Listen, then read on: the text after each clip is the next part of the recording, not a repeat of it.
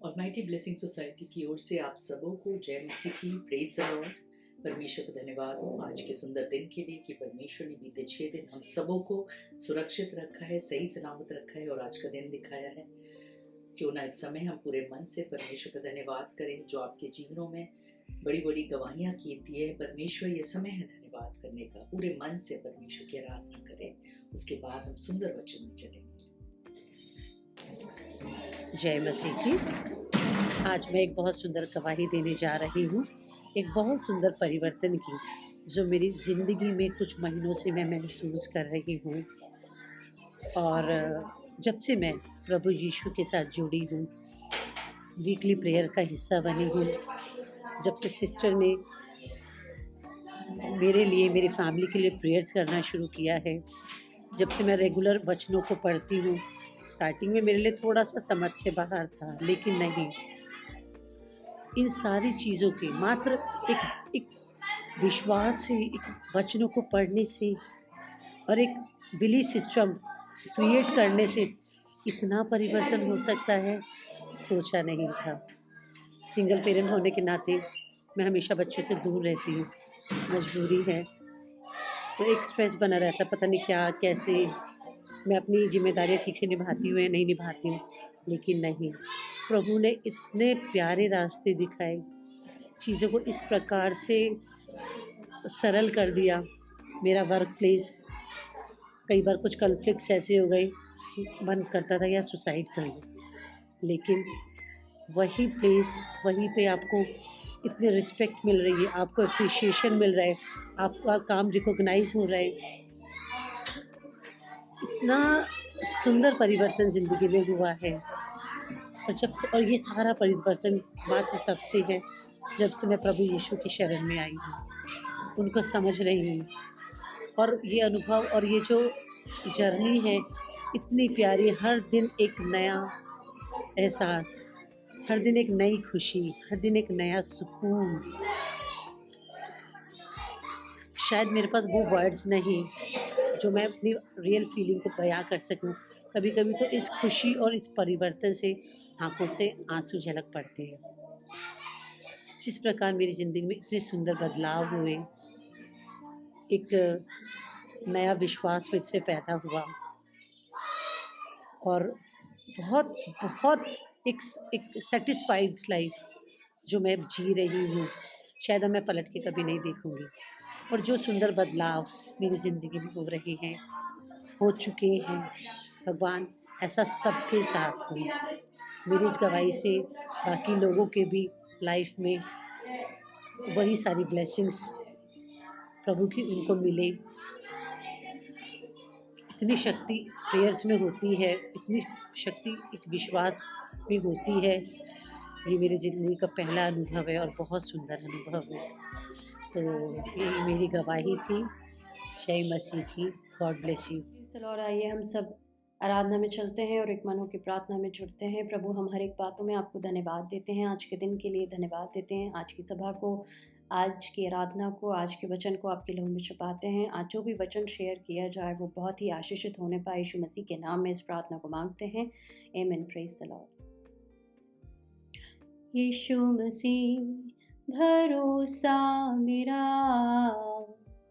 तू ही सहारा है मेरा, मुश्किल समय में तू ही दिलासा, साथ रहेगा तू सदा। करुणा भलाई तेरी सदा रहेगी मुझ पर, तेरी विश्वास योग्यता देखूंगा मैं उम्र भर। मैं हाथ उठाकर गाऊंगा, यीशु तेरा नाम रहे ऊंचा। मैं हाथ उठाकर गाऊंगा, यीशु तेरा नाम रहे ऊंचा। मौत से है बचाया तूने, जीवन नया है दे दिया। नाम ले कर पुकारा मुझे, महिमा से मुझको भर दिया। मौत से है बचाया तूने, जीवन नया है दे दिया। नाम ले कर पुकारा मुझे, महिमा से मुझको भर दिया। करुणा भलाई तेरी सदा रहेगी मुझ पर, तेरी विश्वास योग्यता देखूंगा मैं उम्र भर। मैं हाथ उठाकर गाऊंगा, यीशु तेरा नाम रहे ऊंचा। आदर और महिमा हो तेरी, तू ही हमारा खुदा। पूरी हो तेरी ही मर्जी, तेरा ही राज हो यहाँ। आदर और महिमा हो तेरी, तू ही हमारा खुदा। पूरी हो तेरी ही मर्जी, तेरा ही राज हो यहाँ। करुणा भलाई तेरी सदा रहेगी मुझ पर, तेरी विश्वास योग्यता देखूंगा मैं उम्र भर। हम हाथ उठाकर गाएंगे, यीशु तेरा नाम रहे ऊंचा। हम हाथ उठाकर गाएंगे, यीशु तेरा नाम रहे ऊंचा।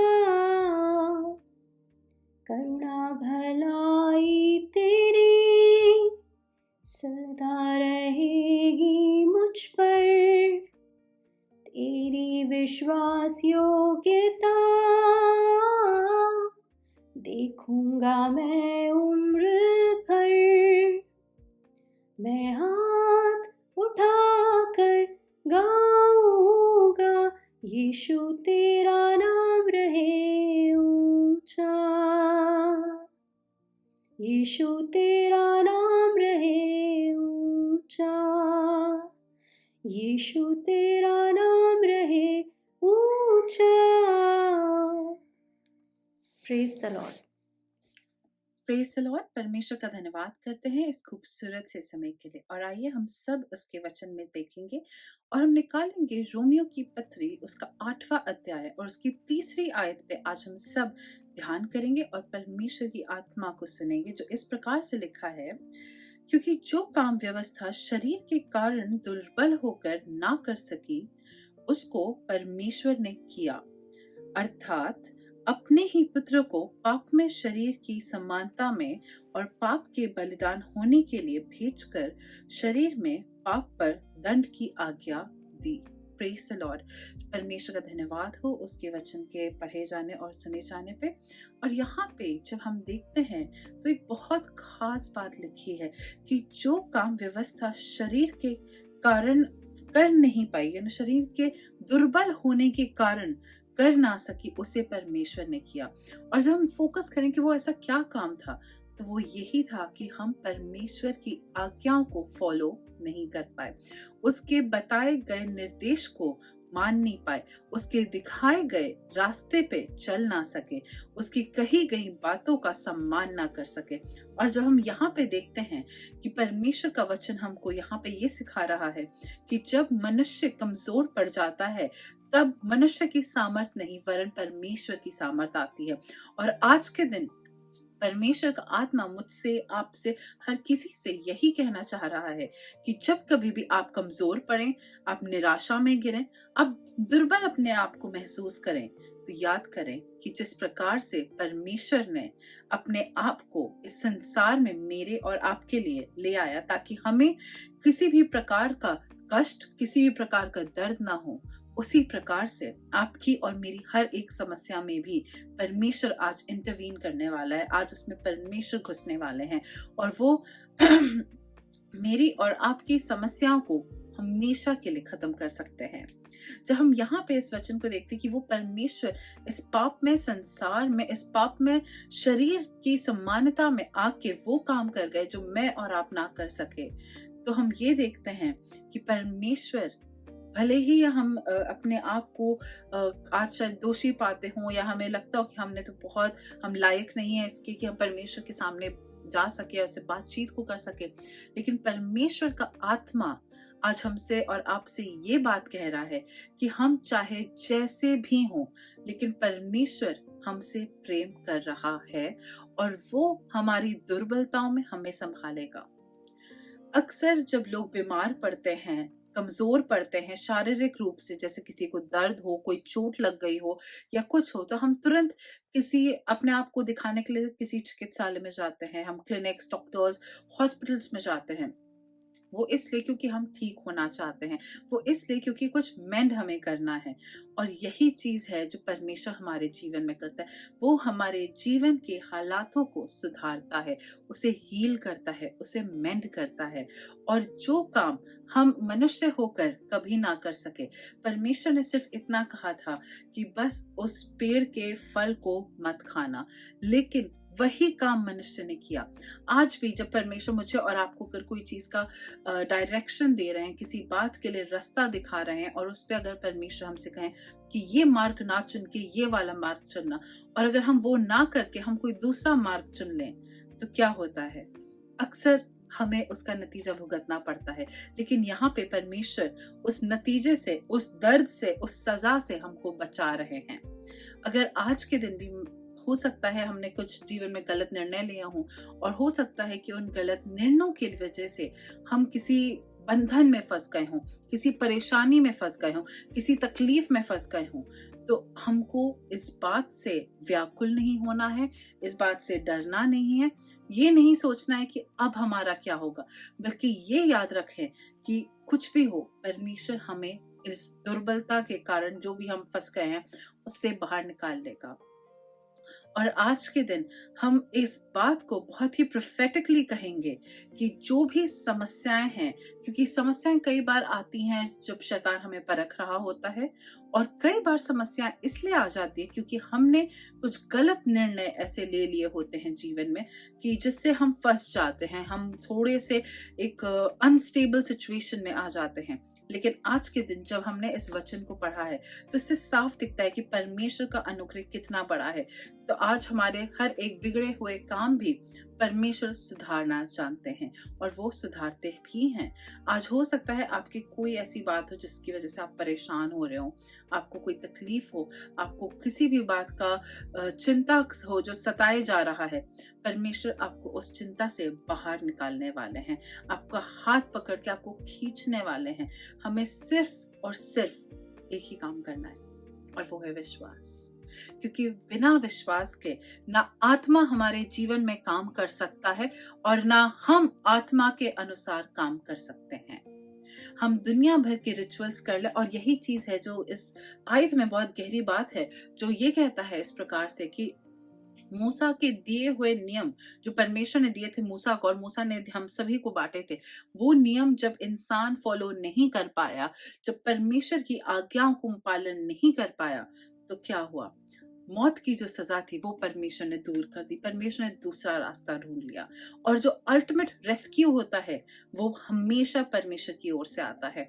हो सकता है मेरे और आपके पास बैकअप प्लान्स हो, हमारे पास एक्स्ट्रा ऑप्शंस हो, लेकिन जो अल्टीमेट सोल्यूशन होता है, जो वन एंड ऑल सोल्यूशन होता है, वो जो सिर्फ और सिर्फ परमेश्वर की ही ओर से आता है, वो सोल्यूशन हमें परमेश्वर देना चाहते हैं आज। वो हमारा इंतजार करें कि कब हम अपने आप को उनके हाथों में कंप्लीटली समर्पित कर दें कि वो हमारे लिए एक सोल्यूशन निकालें। और आज के दिन हमें सिर्फ यही प्रार्थना करनी कि परमेश्वर मेरे बोझ को, मेरी चिंताओं को, मेरी समस्याओं को आप मुझसे दूर करें। और आइए अपनी आंखों को बंद करते हैं। Hallelujah, hallelujah. धन्यवाद करते पिता परमेश्वर, हम धन्यवाद देते हैं आपका इस समय के लिए।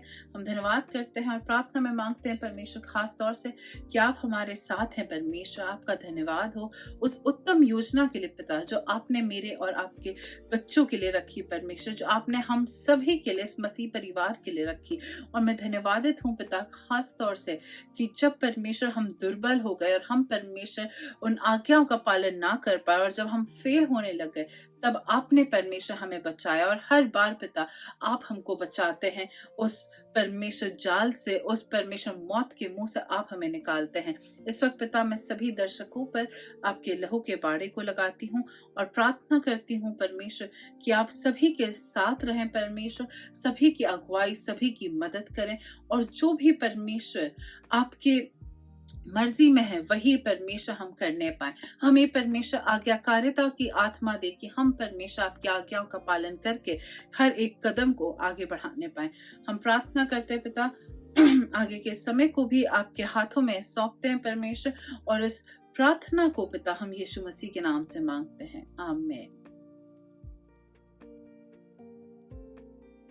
Praise the Lord and have a great week ahead. God bless you all.